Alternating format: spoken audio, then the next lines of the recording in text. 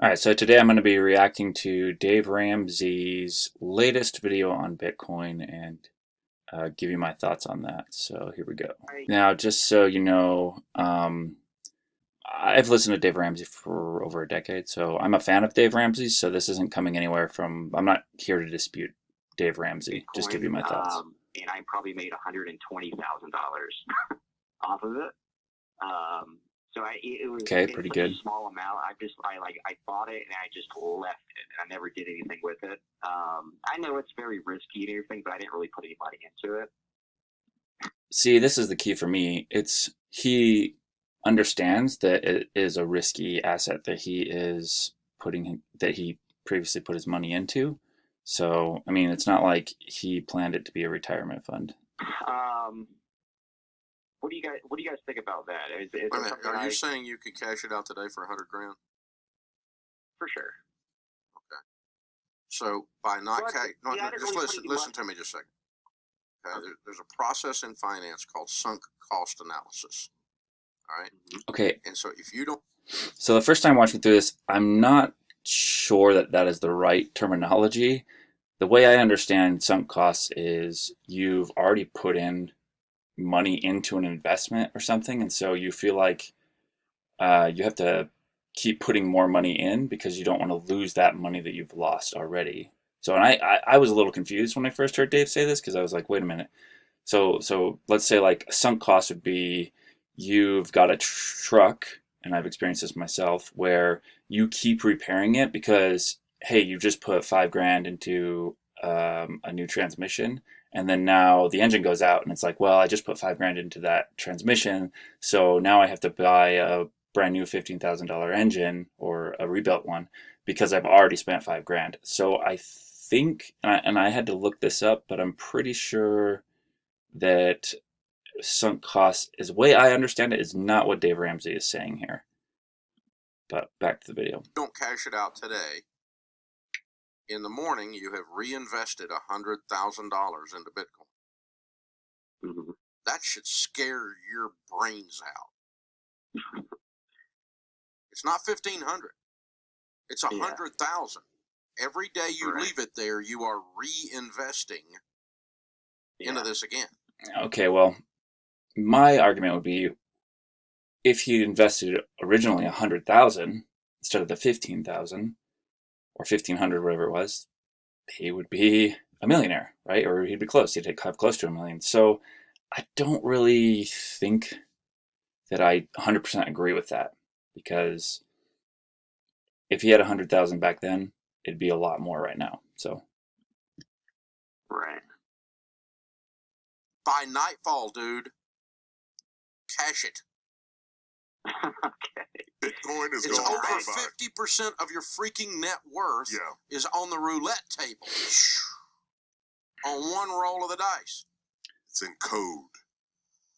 Yeah, if you really I don't agree with this analogy here because it's not necessarily with roulette. It's a win or lose scenario. You put your money in and the ball lands somewhere, and you either landed on black, you land on red, or your number, and then it's you're either zero or you won. So crypto's not exactly the same way. If you look at the history of it, it's not going to go to zero. He's not going to lose that 100,000. If anything, maybe it gets cut in half and it goes down to 50,000. But if you look at the history of Bitcoin, it typically tends to go back up. So it's not a very good analogy in that way. can cash it out, and you may find out that this is funny money, but I hope you can. I hope you can too. And All right, let's just go back for a minute there because I kind of interrupted him. But I hope you can.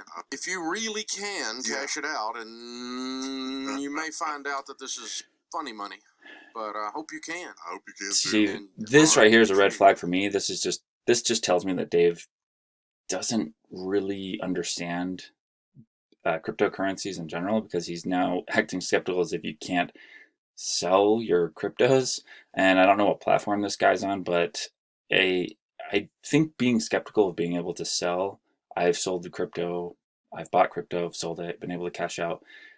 This skepticism in Dave's part was a huge red flag for me to say, oh, maybe he doesn't actually understand the space. But I mean, that's okay. That's really not what he's focused on. He's giving advice to people who are in debt and are trying to work and get out of debt, or people that are trying to build up their net worth. So I've talked to a lot of people that have been burned on this, and unfortunately have gone the route of even leveraged investing schemes, which is pulling money out of their house to invest, which is an absolute no-no. And so just be smart, do long-term investing. Whenever you try to get rich quick, what I found is you end up getting broke fast. I'd agree with that statement 100%. The only thing that I would say is that if you are investing in crypto, you definitely don't want it to be a short-term investment. You do want to hold, because Bitcoin and cryptos, they have cycles. If you look at the charts, you can see these cycles. Don't look that at right now, but you can see there's booms and busts of crypto that go on and on and on. I can actually see a better version of it here. Boom, bust, boom, bust. Not necessarily as much here, but yeah, I mean, if you are investing in crypto, most people, I don't know if that's true, but a lot of people who invest in crypto do it for the long term. So let's just keep going. I hope that you can cash it out when you go to do it tonight. I'm suspect. I'll just leave it at Well, that. of course I hope it you can. don't find It's just other silly. things when you go try to cash it out. All right, so I would say that, and it looks like I thumbed down this originally, but after watching it multiple times, I feel like I got a better idea of what Dave is going for here. I think what Dave is thinking, in all fairness, is that the people who listen to his show, a lot of them, crypto would not be a good idea. And if Dave were to come on and say, actually, crypto, yeah, sure, why don't you dump a bunch into it while people are trying to get out of debt, especially right now when we're at a peak, that would actually be super irresponsible. So I think the reason Dave is being so dismissive right now is because he doesn't want his listeners who are trying to get out of debt to suddenly go and just buy a bunch of Bitcoin when we're at a peak, when he knows that at any point, any day, it's going to be cut in half if history proves to be right. So I think in that regard, probably good advice. And on the other side too, this wildlife thing that you're wanting to pursue, I want you to have a burning passion for it, not just be interested in it, because you're about to take a whole nother shift in life. And I hope you're not doing that just to get away from the hotel industry. There are a lot of things that you. All right, well, what can I say is I would maybe take some of it off. If I were this guy, I would take some off for sure. If I can utilize that money, if I can take that 50K and say pay to go to college or go put it on a down payment on a house, typically with my investments and the things that I do, I will leverage like my business or my assets, my properties, to then buy more, to invest more, and to diversify. Keeping that 80-20, like focusing on 80%, like my business that is successful, 80% gets reinvested back into that, and we grow that, and then we take 20%.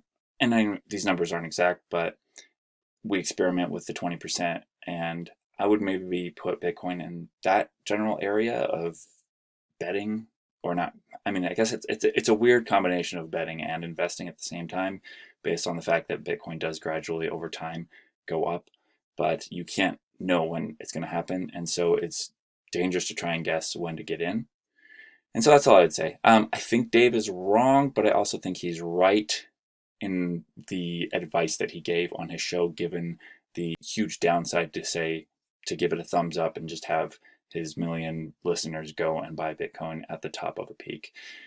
All right, thanks for watching my thoughts on Dave Ramsey's thoughts on Bitcoin. If you haven't subscribed to the channel, please do that. Give me a like for the video. That helps me a lot. And if you wanted to get into investing and you already don't have a Webull, go ahead and give Webull a try. I'll put a link down below. And if you do that, you can get 4 free stocks by signing up and depositing $100. And I will talk to you guys later.